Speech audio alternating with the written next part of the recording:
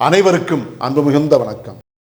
செல்வராமாயணம் என்னும் இலக்கண பாடல்களும் இலக்கிய சுவையும் கொண்ட புதிய ராமாயண காவியத்தை புனைய வைத்த என் இறைவன் ராமனை நன்றியுடன் வணங்கி மகிழ்கிறேன். செல்வராமாயணம் பருவம் 3, அயோத்தி பருவம், காலம் 8, பரதன் காலம். ராமனிலும் உத்தமன் என்று பரதனை புகழ்ந்து அவனுடைய உள்ளத்தை தேற்ற முயன்ற கோசலை தாய். பாடல் எண் 924. களங்கமில்லா மனத்தோனி காட்சி தரும் சத்தியமே, உளமெல்லாம் முல்லை எனும் உண்மையதன் நித்தியமே, இழகும் நன் நெஞ்சோனி ராமனிலும் உத்தமனே, உளமாற வாழ்த்துகிறேன் உயர்ந்தோனே நீ வாழ்வாய். இதுவே 924வது பாடல். இந்த பாடலுக்கான விளக்கத்தை காண்போம்.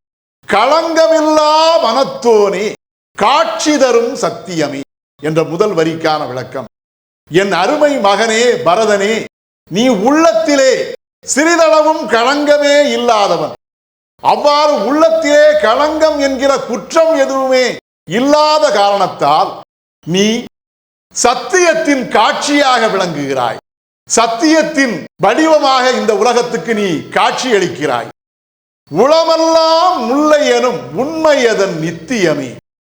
முல்லை மலரானது தன்னுடைய வெள்ளை நிறத்தாலும் அழகாலும் நறுமணத்தாலும் களங்கமற்ற வெள்ளைத்தன்மை கொண்ட அந்த முல்லை மலரானது காட்சியளிப்பதைப் போல நீயும் உன்னுடைய களங்கமற்ற உள்ளத்தினால் முழு உள்ளமும் களங்கமற்ற தன்மை கொண்ட அந்த முல்லை மலரைப் போலவே நல்ல ஒரு நறுமணமும் கொண்டு நல்ல பொலிவும் கொண்டு நீ காட்சியளிக்கிறாய். அவ்வாறு காட்சியளிப்பதன் மூலமாக உண்மை என்னும் நித்திய பொருளாக, உண்மை என்னும் இறை பொருளாக நீ காட்சியளிக்கிறாய். இழகும் நன் நெஞ்சோனே ராமனிலும் உத்தமனே. உன்னுடைய நெஞ்சமோ துன்பங்களை கண்டு இறங்கக்கூடியது. துன்பப்படக்கூடிய மக்களை கண்டு இறங்கி அவர்களுக்கு வேண்டிய உதவிகளை செய்யக்கூடிய நெஞ்சம் உன்னுடைய நெஞ்சம். அவ்வாறு துன்பத்துக்கு இறங்கக்கூடிய, மக்களுடைய துன்பத்துக்கு இறங்கக்கூடிய அந்த தன்மையினால் நீ ராமனை விடவும் உத்தமனாக திகழ்கிறாய்.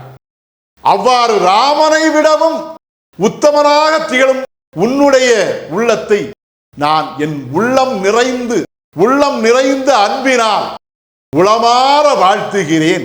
உயர்ந்தோனே நீ வாழ்வாய். உன்னை வாழ்த்துகிறேன். உயர்ந்த உள்ளம் கொண்ட என் மகனே பரதனே, நீ சிறப்பாக வாழ்வாய், நல்வாழ்வை அடைவாய் மகனே என்று அந்த தாயானவள் பரதனை வாழ்த்தினாள். அவ்வாறு வாழ்த்துவதன் மூலமாக அவனுடைய துன்புற்ற உள்ளத்தை அந்த தாயானவள் தேற்றுவதற்கு முயற்சி செய்தாள். இதுவே 924வது பாடலுக்கான விளக்கம். செல்வராமாயணத்தின் 925வது பாடல் மற்றும் அதன் விளக்கம் ஆகியவற்றை அடுத்த பகுதியில் காண்போம். இறையருளால் அடியேன் இயற்றிய நல்லதோர் இலக்கியத்தையே செல்வராமாயண காவியமாக உங்களிடம் தொடர்ந்து வழங்கி வருகிறேன். உங்கள் அன்பையும் ஆதரவையும் தொடர்ந்து தந்து இந்த புதிய ராமாயண காவியத்தை அனைவரிடத்திலும் கொண்டு சேர்க்குமாறு உங்களை அன்போடு கேட்டுக்கொள்கிறேன். அனைவருக்கும் நன்றி. வணக்கம்.